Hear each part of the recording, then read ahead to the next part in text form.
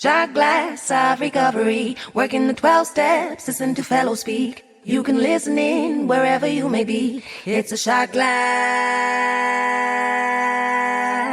of recovery. Hi, I'm Lisa, the host of A Shot Glass of Recovery. Thanks for joining me again today. If this is your first time listening, welcome. You're in the right place. Isn't it amazing to discover you're no longer alone? That's exactly what this podcast is all about, carrying the message of hope I found in the rooms of recovery. Who knew those cold, hard chairs in church basements and clubhouses would hold so much healing? If you love what you hear, please take a moment to support the show by liking, subscribing, and following us on iTunes, Spotify, and Podbean. Your support helps us grow and reach others on their recovery journeys. We'd also love to hear from you. Leave a review and share how this podcast has impacted your path. Your feedback means so much to us. You can also send an email to ashotglassofrecovery@gmail.com. And to keep A Shot Glass of Recovery pouring out fresh content, consider making a financial contribution at paypal.me/A Shot Glass of Recovery. Whether it's $1 or $25, your generosity keeps this community thriving, and we are so grateful for your support. On today's episode, we've got something special for you, a Lisa pontification. These are the moments where I dive into my personal inventories, journals, or riff off a page of recovery literature. So, grab your shot glass of recovery, it's one for the road, and let's get into it. And one final note. The opinions I share are mine alone. They do not represent Alcoholics Anonymous, nor do I consider myself speaking for AA as a whole. Hi, everybody, and welcome to A Shot Glass of Recovery. My name is Lisa. I'm your host of the podcast, and this day we are back into the Big Book Study, episode 51 of the Big Book Study. We're starting a brand new chapter, page 151, chapter 11. Beautiful chapter. It's all about hope, and it is titled A Vision for You. So I'm going to bring that up on the screen for the participants who are here, and you can follow along. The screen version doesn't have my highlights. In my printed book, I have highlights and a couple of notes, so I'll try to point them out for you as we go along. For most normal folks, drinking means conviviality. We actually, I think, just talked about this not too long ago in our online meeting, AA Solution Seekers, which you can find online intergroup, Alcoholics Anonymous. It's one of the meetings that is listed, happens every day, 7 days a week at 7 a.m. Eastern Standard Time. All right, so conviviality, joyful, connection with other people, fun, good times, companionship, and colorful imagination. It means release from care, boredom, and worry. So I have that underlined because it's what I was chasing. It is what I wanted, wished for, and hoped for. I wanted to be like other people who drank without penalty. They could drink. They knew when to stop. They didn't have hangovers. Their behavior wasn't bad. It maybe was silly. At times a little, maybe loosened their inhibitions, and they would sing karaoke, but it didn't mean that for me. It usually meant I made bad choices, put myself in sometimes dangerous situations, hurtful situations to others, bad behavior, and then instead of a release from care and worry, it created more worry and more calamity. For normal drinkers, again, it is joyous intimacy with friends and a feeling that life is good. But not so with us in those last days of heavy drinking. The old pleasures were gone. They were but memories. I'm going to stop just there. This is a good time to sort of look at your past history. So you might want to write yourself a little note. Did I have conviviality? Did I have companionship? Was it a release from care, boredom, and worry? What did fun look like for me? Because If you go back in our early chapters, we've learned that we are delusional thinkers, right? We tend to dress up reality. And we live in a world of fantasy and fiction, not facts, not reality. You know, I mourned the loss of alcohol when I first got sober because I actually believed that I was losing things. I believed that I was losing friendship, companionship, connection, that I wasn't going to be one of the crowd anymore. It made me feel isolated and different and lonely. And I thought, I'm not going to have fun anymore. And I told myself that lie for a while, especially in early recovery. How can I go camping? How can I go to the beach? How can I go to a pool party? How can I go to people's birthdays and weddings and anniversaries, work functions, Christmas parties? I'm going to miss out. Poor me on all the fun. Delusional thinking. When I got down to facts, what did fun look like for active alcoholic Lisa? It looked like falling downstairs, getting into fistfights, oftentimes with men who were bigger than me, which meant I lost. It meant, I will be very blunt, it meant date rape, meant getting roofied, it meant cheating on partners. Terrible occurrences happened. Blackouts, losing time, waking up in strange places, not knowing where I was, having to go outside and find street signs. Does that sound like fun? So I had to face facts. I had to face reality. There were occasions where I had fun, but they became few and far between as my disease progressed. So that might be something, if you're new, that you want to look at for yourself. Never, I circled the word never, meaning that now that I've crossed that line, once an alcoholic, always an alcoholic, could we recapture the great moments of the past? Also, a reminder that I can't live in the past. I'm not going to be able to relive the glory days in the present. I mean, heck, even non-alcoholics suffer from that delusion, right? As we age and we slowly discover, oh, crap, that hurts. I can't do what I did when I was 20. Not in the same body. So everything changes. We cannot recapture the great moments of the past. There was instant yearning to enjoy life as we once did, and heartbreaking obsession that some new miracle of control would enable us to do it. There was always one more attempt, dash, and one more failure. I have that whole paragraph highlighted starting at never. And basically it's highlighting that self-pity that I was living in, the heartbreak, the obsession, and the delusion. I'm going to pause there. I'm going to try something different today. I'm going to pause there so you don't forget when we get to the end. And what I'd like to do is see if there's any hands. Does anyone want to comment on that paragraph, on what we just read right now? If no one raises their hand, then I will simply move on. Stacy, thank you. Hey, I'm Stacy. I'm an alcoholic. What you just read, there was always one more attempt, dash, and one more failure. Doesn't that sound like step one? Doesn't that sound like step one? Mm-hmm. There was always one more attempt. I am powerless over alcohol, dash, and one more failure, and my life has become unmanageable. Doesn't that sound like step one? I never noticed that before, but what you just read and the way you read it sounds like step one. That's all I had to say. Thank you. Perfect. Bang on.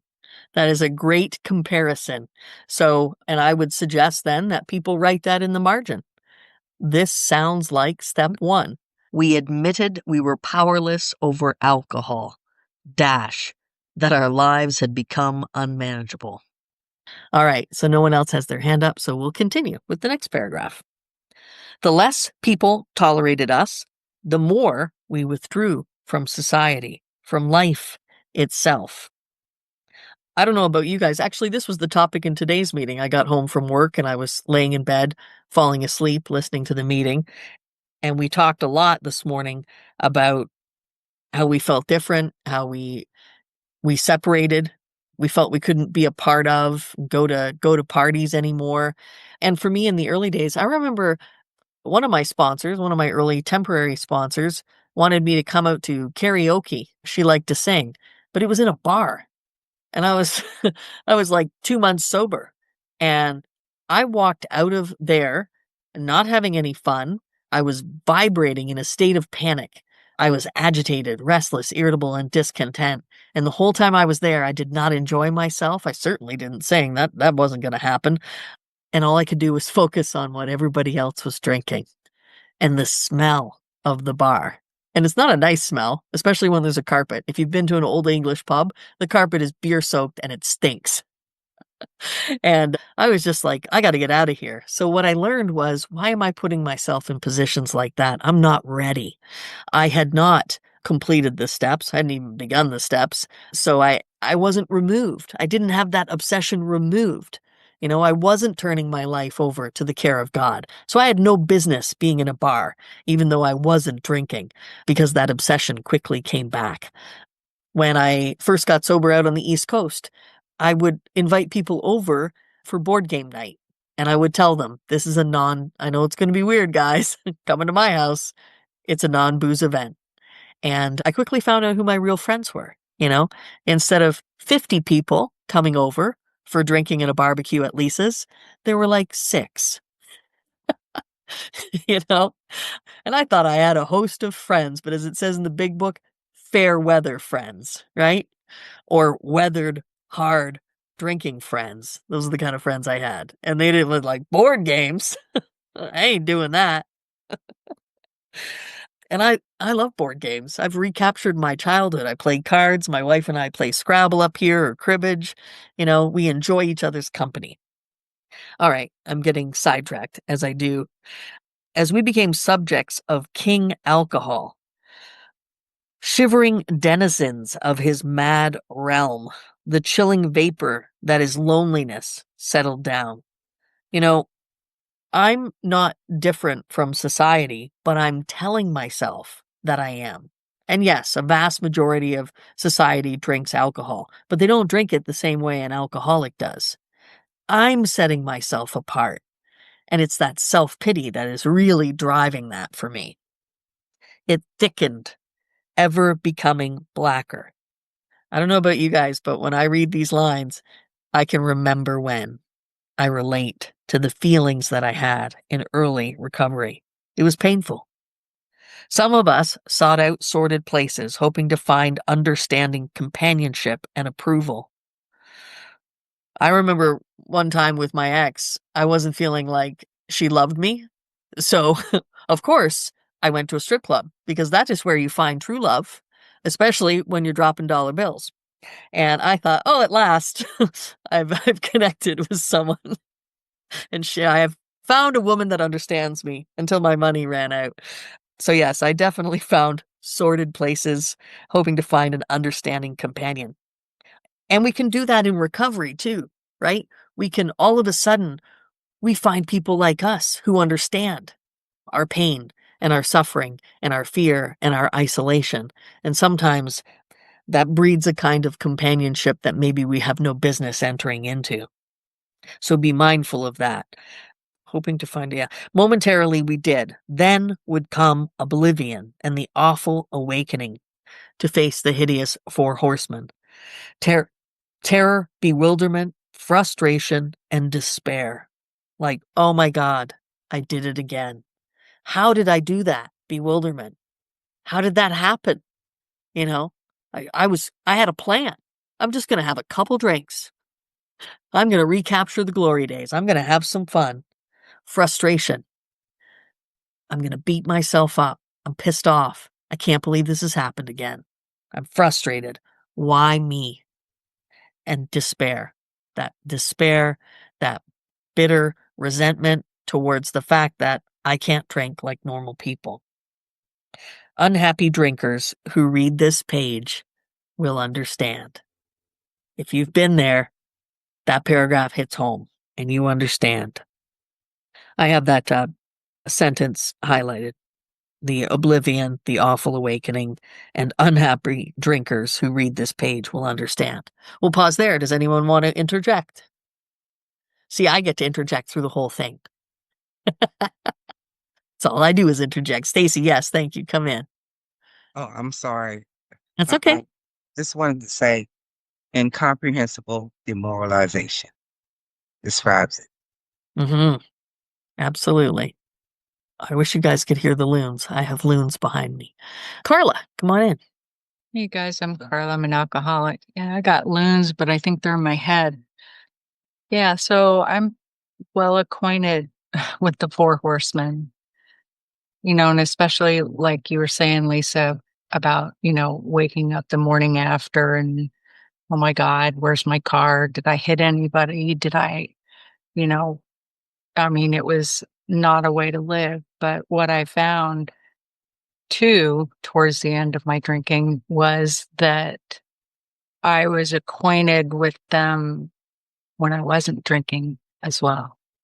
So it became, the nightmare, it just didn't end until, I stopped. And it didn't end there either because taking away the alcohol, I was still left with all the rest of the shit.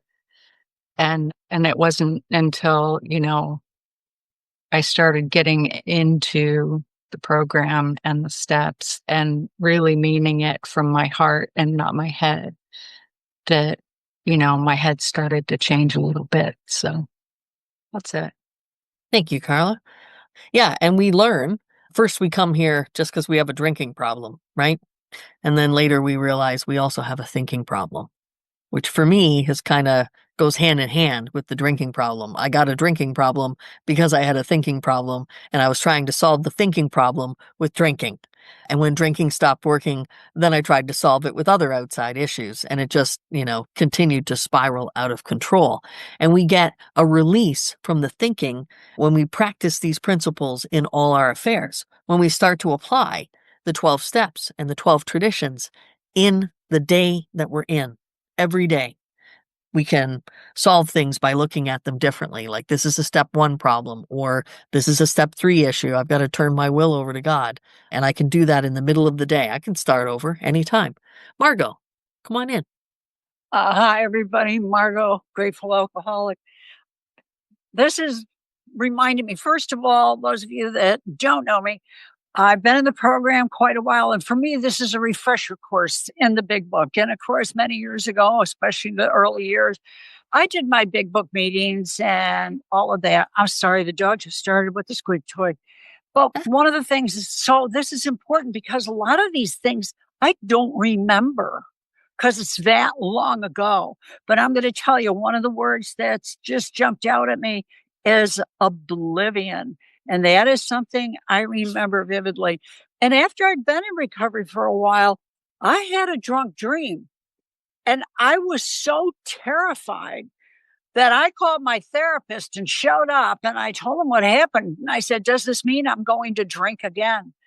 And he said, no, what it means is there's something in your mind, in your heart that you need to face, but haven't been willing.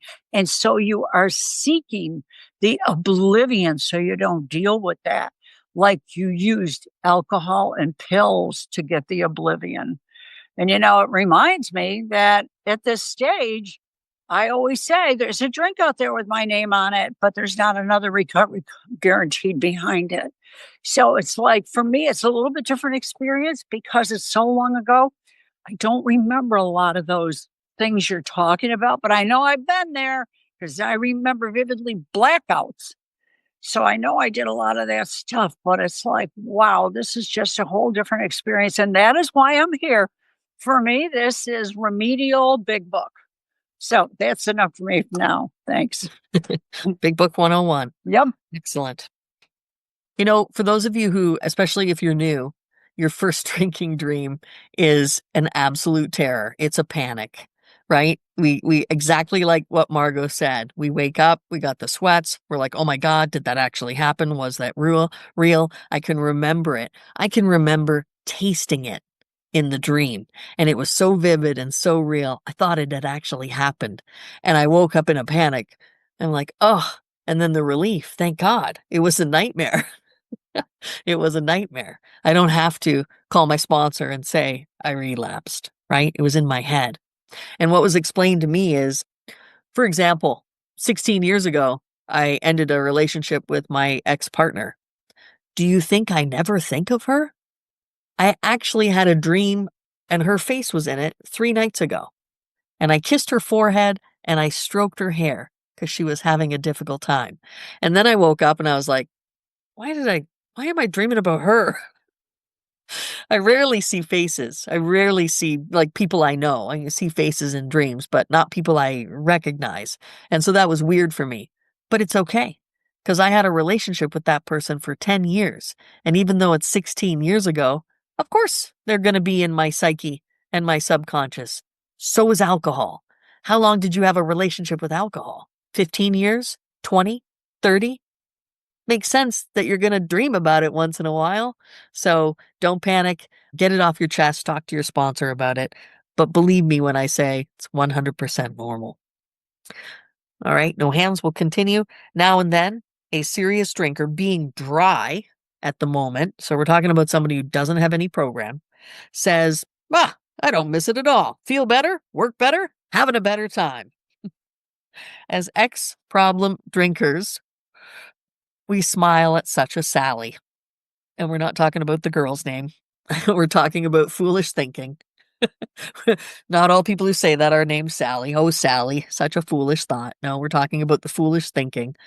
We know our friend is like a boy whistling in the dark to keep up his spirits, right? Have you ever done that? I'm going to whistle. I'm walking through a bad part of town and I feel pretty shitty. Do. Everything's going to be fine. That's kind of what they're talking about, right? To keep up our spirit. He fools himself. Can you think of other times we fool ourselves? I wrote down in my margin, I'm fine. I've got this. I'll be all right. I can go to that bar and not drink. I fool myself. I have a psychopath who lives upstairs in my brain who tries to tell me things that are not real. You know, they're either telling me everything's going to be all right and you can drink again and you can drink like a normal person, or they're telling me I'm a piece of garbage, or that person is a piece of garbage and you should do something about it. Don't listen to that psychopath in your head. We all have our own versions of it. Inwardly. So he's lying to himself, right? Inwardly, he would give anything to take half a dozen drinks and get away with it. And you know what happens to that person? I'll tell you what can happen to that person. They can go on a trip with their parents overseas. And then when they return on the plane by themselves, it's free. It's open. The game is on. It's open season on taking liquor. Because why? Because I'm in a plane. Nobody knows me up here. And I'm going to drink to my heart's content. Right? No one will know. Yes, you may know that person. She may be talking right now. That has happened to me. I did that. I lied to myself. I felt, again, this lie. I fooled myself. Maybe it'll be different this way. Or I'm miserable right now. What am I going home to? My parents took me on a pity trip to Spain. It was beautiful because my relationship had ended. I was in and out of work and they were like, why don't you come along? Just pay for your airfare. And it was not a great time for me. It's unfortunate. Maybe one day I'll go back to Spain. And I didn't drink the whole time I was there, right? I saved face. They're like, oh, wow, look at you. You're so sober. You're doing so well. And then I got lit up on the plane on the way home by myself. That was a good time. Fun times. And you know why? Because I had a bitter resentment because my soon-to-be ex, 3 months later, wouldn't pick me up at the airport. And I was like, what a bitch. She doesn't love me. And probably by that point, she didn't. Inwardly, he would give anything to take half a dozen drinks and get away with it. He will presently try the old game again. For he isn't happy about his sobriety. We call this dry-briety. He's white-knuckling it, and he has no solution yet. He cannot picture life without alcohol. Someday, he will be unable to imagine life either with alcohol or without it. Then he will know loneliness such as few do. He will be at the jumping off place. he will wish for the end. And I wrote "been there" in my margin. Because you get to that point where it's like, well, I can't drink safely, and I do not know how to live this life without some sort of release. I never wanted to kill myself. I feared death. Why would I want to die? I was terrified of what might be on the other side waiting for me. And yet I considered that as a viable option because I wanted a way out of pain and suffering. What else did I write? First we have shown the alcoholic's ego self-centered running the show. Okay, I wrote that in my margin. Why? I'm going to read the paragraph. We have shown how we got out from under. So these are the first 100. They showed us through this book, what they've written so far, how they got out from under that thinking. They've talked about it in the book. They felt like that too. The Four Horsemen of the Apocalypse. They've talked about the self-pity. They've talked about the feelings of loathing, self-loathing. How did they do it? You say, yes, I'm willing, but, ooh, my sponsor loved that. Are you willing to go to any lengths? He said when he took me back that last time. And I said, yeah. And then he said, okay, so you're willing to follow some suggestions and do what I tell you to do? And I'm like, well, wait a second, but what exactly are we talking about here? What kind of suggestions are you going to give me? And he said, there it is. And my ego was pointed out to me. I'm sure it wasn't for the first time, but that day it made sense. That day I saw it. Oh, there's my ego. There's where I put a wedge between me and my higher power and me and other people, right? I'm defiant. I'm egocentric, self-centered, self-seeking. I think I can find a better way.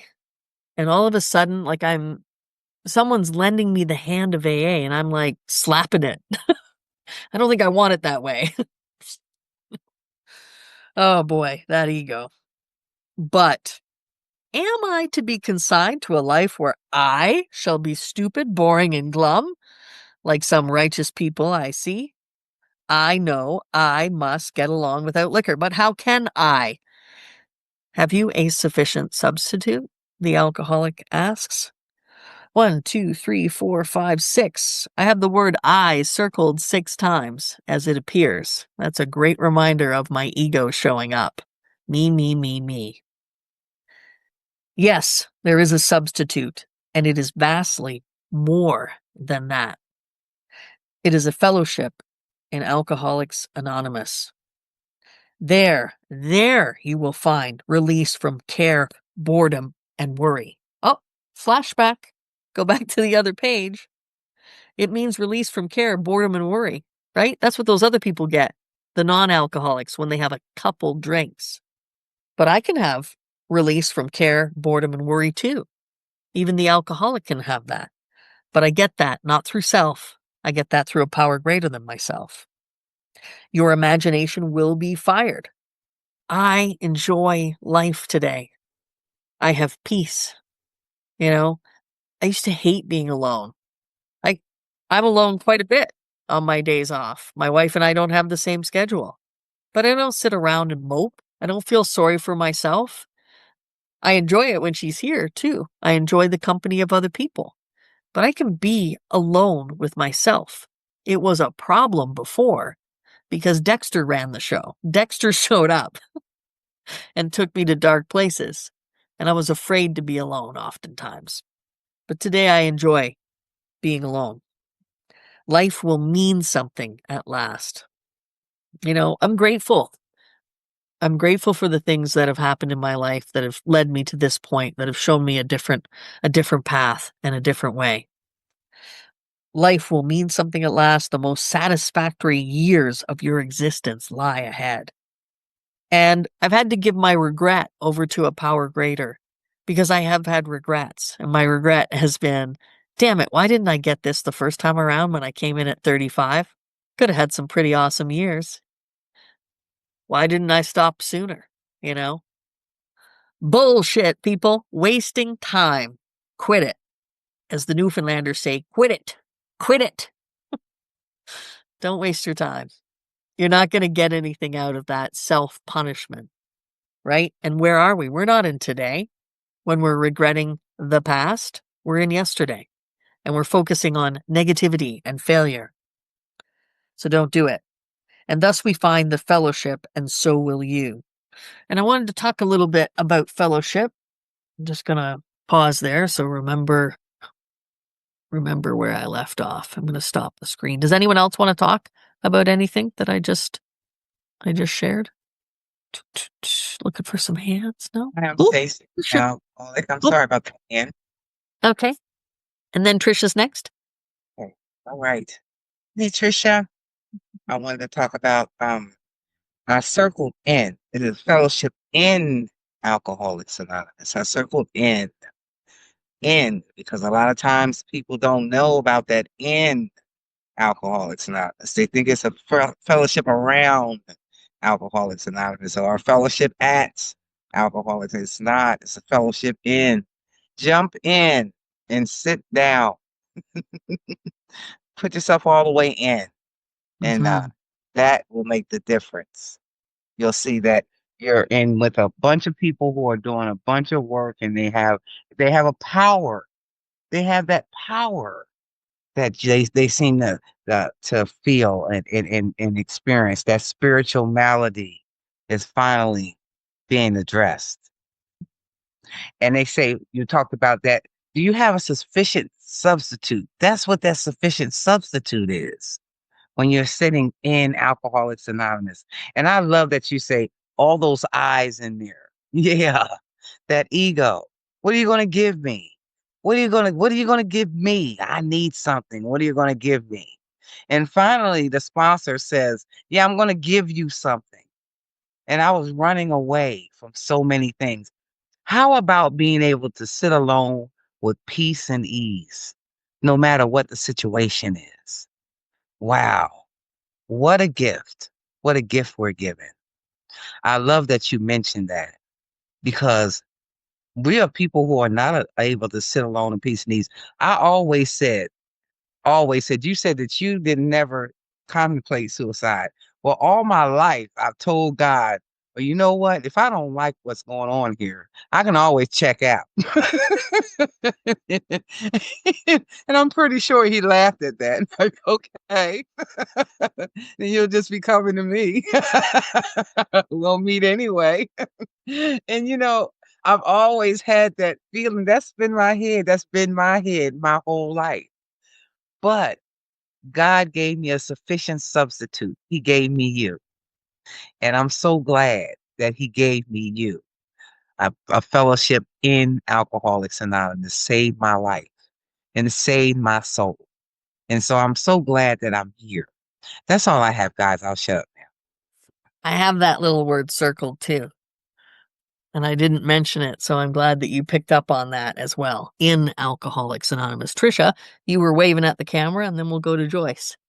Yes. Hey, everyone. I'm Trisha. I'm an alcoholic. Kiddo was sitting next to me and he went inside. So now I can share. Yay. You talked about earlier about how you were mourning your alcoholism. And when I first came in the first time around, I was 24 years old and I mourned like one of those Italian women crying in the back, moaning. I mourned my best friend. Like I could not imagine my life not drinking. I had no reference point. So I didn't know what I was doing. And then I come into these rooms, right? And I don't get a solution right away. I didn't hear it right away. Where I was going to the meetings, I didn't hear it. And if I did hear it, I didn't want anything to do with it, you know? And by the time I was beaten into a state of reasonableness in my sobriety. Hi, baby Mabel. Then and only then was I like, oh, I would really like to get this solution thing you guys are talking about. And by then it was too late because I blamed you all for me being angry. And I was like that person not happy about my sobriety. I would go to meetings, and you would all be laughing. And I would be like, and it just, I feel like I need to do described video for the listening audience. Trisha just raised not one, but two middle fingers at the screen. Well, I was trying to not say the word anyway. But inwardly, I would be like, oh my God, I wish there was a way that I could drink again. I wish. Why can't they figure this out? We have scientists all over the world. Figure this shit out, so that I can drink and not have these consequences. Because who wants that? That part was not good. And at the end of my drinking, I was looking at this and it was talking about how the old pleasures were gone. At 24 years old, all the old pleasures were gone.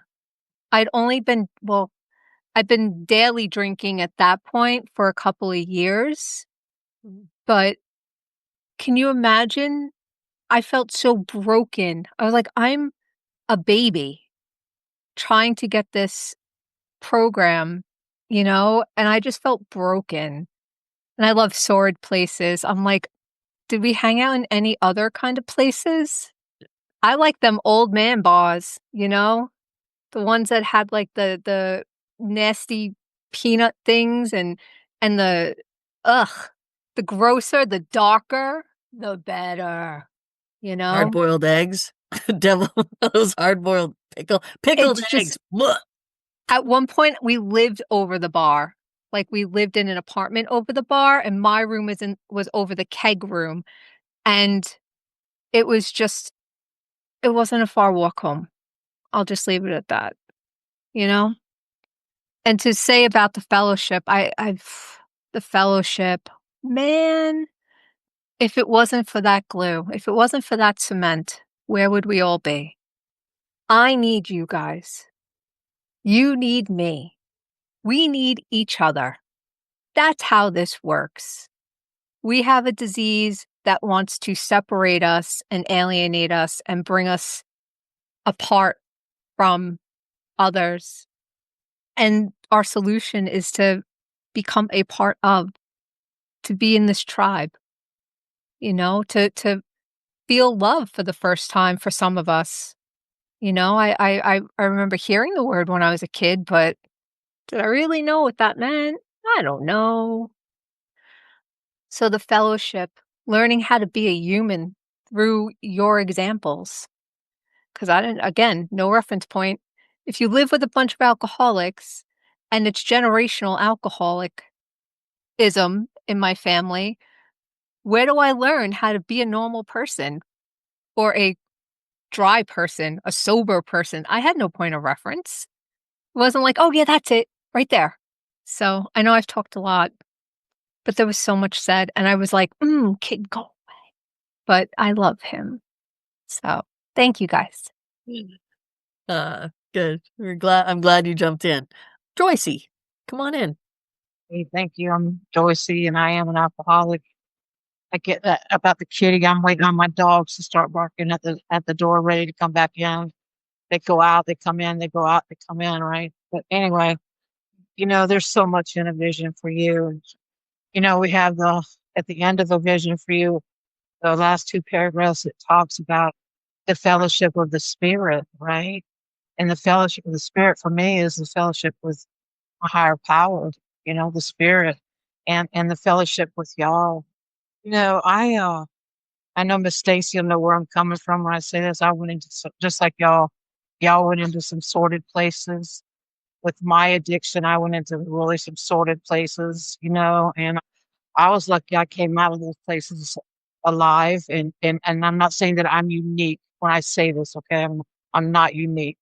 But to think that I would put myself in those situations to get what I needed, not what I wanted, but to get what I needed, at the time, because it got that bad for a while. And to think that those were fun, but today I wouldn't trade my life for any of that, and like Miss Margot was sharing how she doesn't remember because it's been so long ago, you know, like I've shared with y'all, I came in 1987 and I was 30 years old. And like the newest drink that came out was Bartles and James wine coolers. Yeah, right, right. And I thought, because y'all know I'm not a drinker, right? I mean, I can only drink a couple, and I'm out. I'm out. I'm a cheap drunk. And I thought, wow, I could like get into those, but I could. And so I didn't, for the longest time, I didn't know what the new drinks were. And I got a point here, but I don't remember a lot. I don't, I don't remember what it would be like for me. Like, I remember my bottom in 1987. I remember that. I remember that I had stolen all the money out of my partner in my checking account to get to get all that I wanted. And see, my partner, she drank alcohol. I smoked pot. I don't like alcohol, but I love pot. But I wasn't allowed to in my relationship because she was so controlling. So I had to sneak around to get my, you know where I'm going, right? To get what I wanted that I needed. And so that's where I hit a bottom, because I finally had to come clean, and I found the program, and I fell in love. I found the way I found AA, y'all, was because NA didn't have a gay meeting. And so her and I, my partner and I, 'cause she came in a week after I did, we were like, well, we got to find a gay meeting, because it was titled gay back then. It wasn't titled LGBTQ and the other letters and the plus. And so we wanted to find a gay meeting, and the only one we could find in Charleston was an AA gay meeting. So we went to it, and we just started going to AA all the time. And I just fell in love with AA, and that meeting back then there was 10 of us. And it started out with four people, one gay man and 3 lesbians. And now, y'all, it's like 50, there's at least over 50 members. And not all of them are gay. A lot of them are straight, but they love this meeting.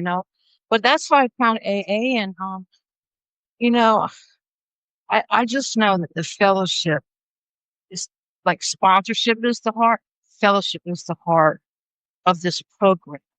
And I shared on Founders Day how Yana told Roland, Roland told Ebby told Bill, and Bill told Bob, and thank God somebody told me, right? The dude at the substance place said, "Well, here." I mean, you get where I'm going. I just, I my sobriety today, I, I wouldn't. I have, I had become a chronic relapse when I relapsed in 2014, right? And sometimes I want to say I'm grateful for those relapses, because I have an experience that I can share with people that may have relapsed or maybe thinking about relapsing. I can say, and sometimes members will say, and I'm going to say this, and it's just my opinion as Joyce sees it. "Oh, I don't have another recovery in me." Well, yes, you do. Yes, you do. Don't ever, because you can come back into this program. If anyone ever drinks again, we can come back. I can tell you, because I did.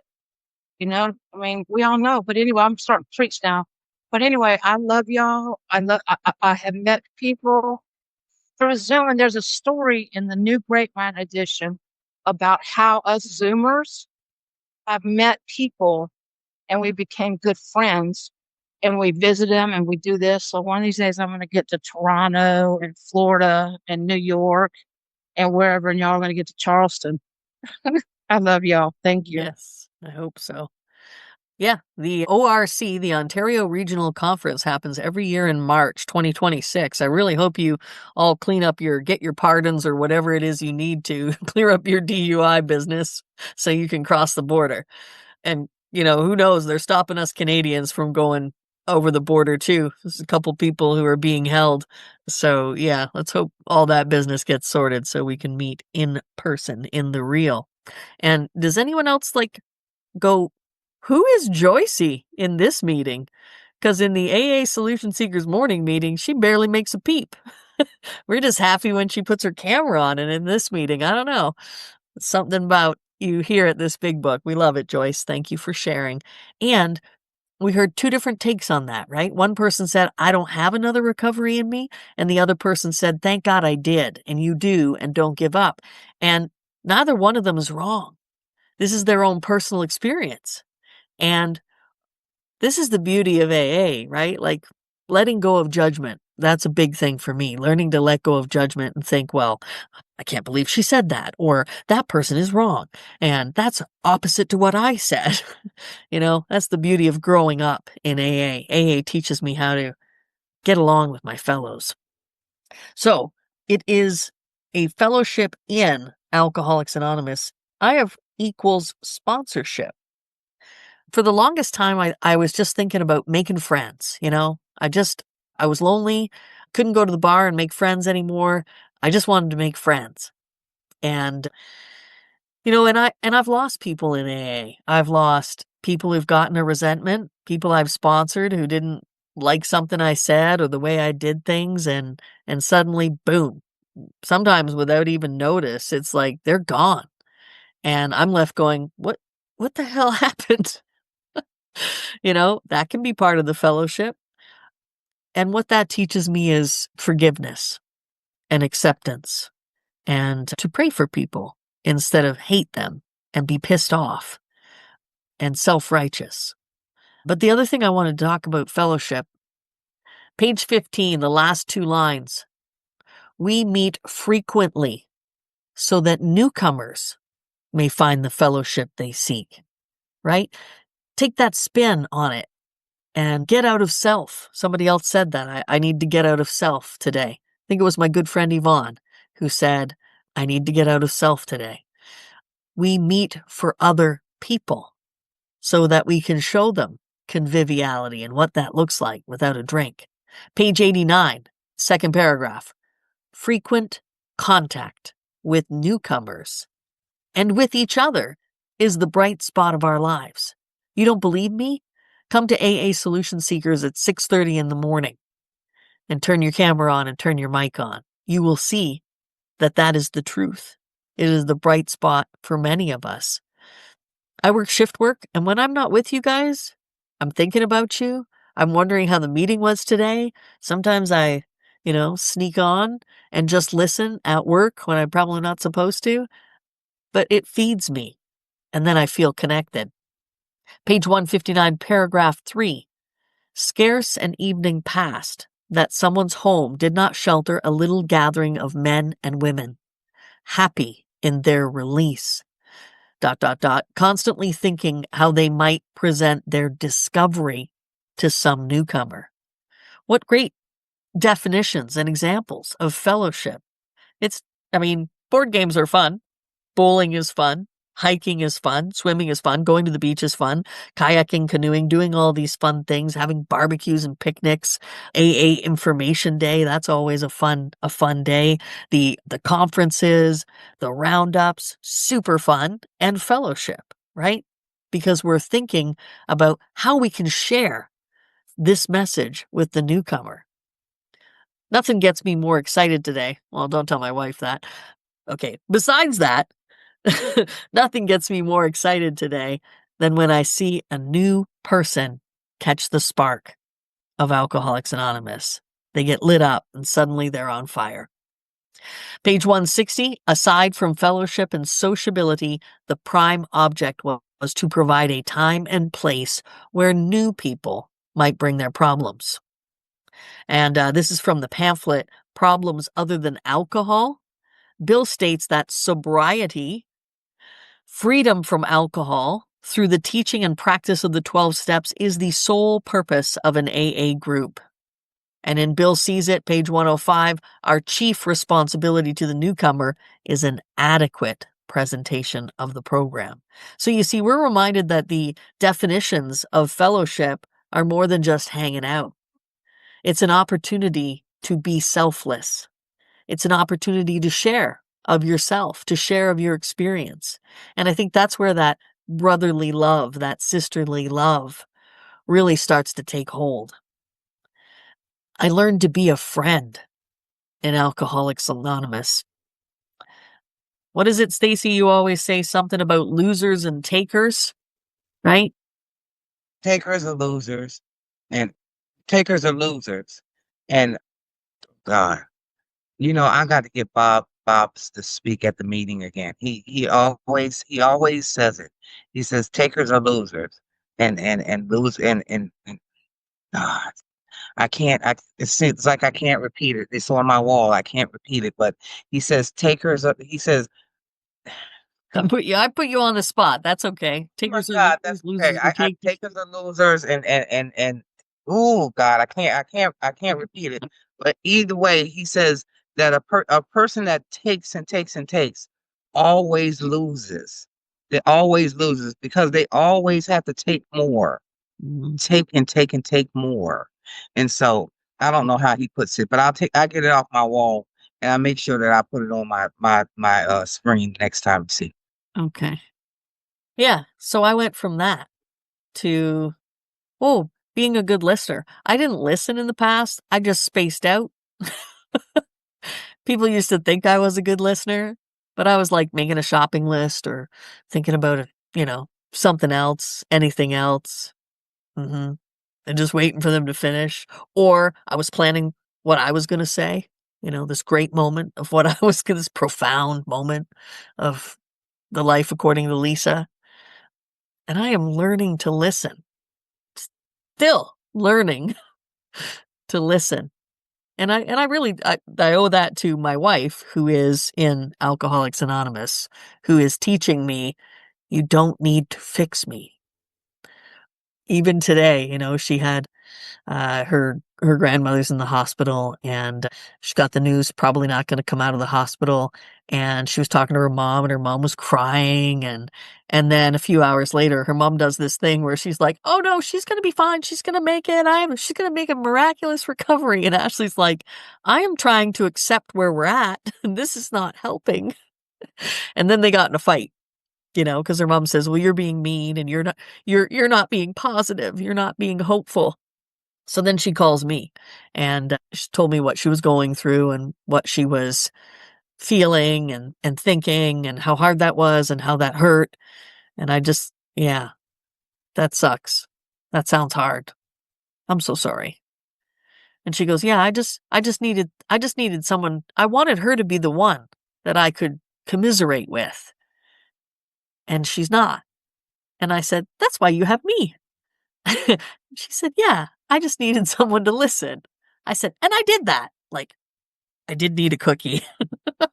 And I did that. I showed up today. Yay me. All right. Well, it's 6:55. I liked that. I liked breaking it down a little bit and giving you guys an opportunity. Does anyone want to share anything before we wrap up? Out of all the things that we've read or discussed, or that's okay. I think that was pretty solid. Oh, two hands. All right. Margot and then Joyce. Go ahead, Margot. Yeah, I just want to clarify what I said about if I went out drinking again, I don't know that there's another recovery attached to it. For me, mine was a medical decision. The doctors told me we could never give you permission to drink again. I had to test it, and I became symptomatic very quickly. So for me, staying away from alcohol is about staying alive. And it isn't the same for everybody, but I had to learn that one the hard way. Yeah. And not Personal everybody experience. goes there. Huh? Personal experience. Yeah. Yeah. Yeah. And it's different for everybody. Yeah. So thanks for letting me clarify. No problem. And Joyce. I just want to say, when we used to go to in-person meetings, we used to afterwards, a bunch of us would all get together and go out and have coffee at a restaurant, and there'd be a whole bunch of us. I mean, like buttload of us, and Yeah. we'd grab hold of that newcomer that just walked in the door, and she or he would be like, "Am I going? What are y'all doing to me?" And by the time we would leave, they would be like acting like they knew us this whole time. And it was such a great feeling, because then they would come back the next time and say, well, where are we going out this time? Where are we going this time? Let's go here. Let's go there. But I remember those days, man. They were the best. Me Can't too. do And they that on terrified. Zoom. They Can't do terrified that me at first. Yeah, yeah. Did you Yeah. think they were going to kidnap you and take you to Bible camp and reconversion camp? I thought I got a story. We don't have time, but I got a story about the time I went out with the gay people, the gays. The You first mean time your I went out, people? yeah, my people. It was a trip. I'll tell it to you one day when we got time. All right. Our people, I should say, our people. Yeah, I can remember that. Timothy's Coffee on Bloor Street, and I was going to say in 11 Division, in the west end of the city of Toronto, and they piped me into a booth, and there was one on one side and one on the other side. Like it was almost like they knew I had the urge to run, but I was boxed into a booth drinking coffee at 10:30 at night. But, it was fun. It was nice. Brenda. Brenda, alcoholic. This was a great big book for sure. I just quickly want to say that I failed at drinking, and when I came into AA each time, I failed at it as well. And when I came in this time, I was so worried about failing that I couldn't participate. And when I finally did, I thought I have to do this full-heartedly. And I'll tell you, the way I feel in the last 136 days is like I've been living on autopilot for so long and just skimming and not really experiencing life. But now I find working this program in contact with my higher power and following the suggestions of my sponsor, I feel like I'm actually living. And I'm so grateful because I think I have a lot of life left in me. But if I hadn't come into these rooms when I did, I don't think I would have had a lot of life left in me. So the key is to don't worry about failing because, like you always say, it's progress, not perfection. And before, I think I was so worried about trying to be perfect that I wanted to be perfect in this program, but I wasn't even trying to work the program. So how can you be perfect at something if you're not even actually doing it? So I'm so grateful because, yeah, I'm trying to do the work and some days are tough, but yeah, like I say, I feel like I'm really actually living now and I don't like being on autopilot anymore. So thank you. Thank all of you for the fellowship because your honest shares and putting yourselves out there made me realize that, yeah, I think it was Carla said to me one day when I said I felt like I was too old coming in, who was I going to help? And she said, what do you mean? What if somebody comes in that's your age or close and hears your story? And it's like, oh, thank God, but I wasn't thinking that way. I just kept thinking, why didn't I stay at 30? Why didn't I stay at 42? Why didn't I stay at 50? Why did I have to wait till I got to 62? But you know what? I'm living now and I only have today. So grateful, very grateful. When I hear you share, I think you also might help the person at 30 who is almost about to become old you. And they hear your story, right? It's an ominous warning, as the big book says. An ominous warning. The 12 and 12 says it. I'm going to do a prayer so we can wrap up with this prayer. And I want to do it for my people who are suffering right now, my people who are maybe going through grieving or loss. So if you will, think about your higher power and hold these people up. Okay, I found a prayer. I didn't write this. I found this prayer for the grieving heart. Higher power, we understand loss. We ache with questions that have no answers. We hold the weight of what was taken or what may be taken too soon, too suddenly. Wrap your arms around these broken hearts. Bring comfort to the spaces where no comfort seems humanly possible. Humanly possible. Let tears come freely and let love be louder than regret or pain. Help us remember the light they brought into this world. Help us carry their memory with gentleness, not just grief. Give us strength when the days are too long and the nights are too quiet. Let peace, however small, begin to find its way into their grieving hearts. And if peace can't come today, let it come tomorrow, and let us hold them until it does. Thank you, everybody. We'll close with the serenity prayer, and I know you've got to go. God, grant us the serenity to accept the things we cannot change, courage to change the things we can, and the wisdom to know the difference. Amen. Shot glass of recovery.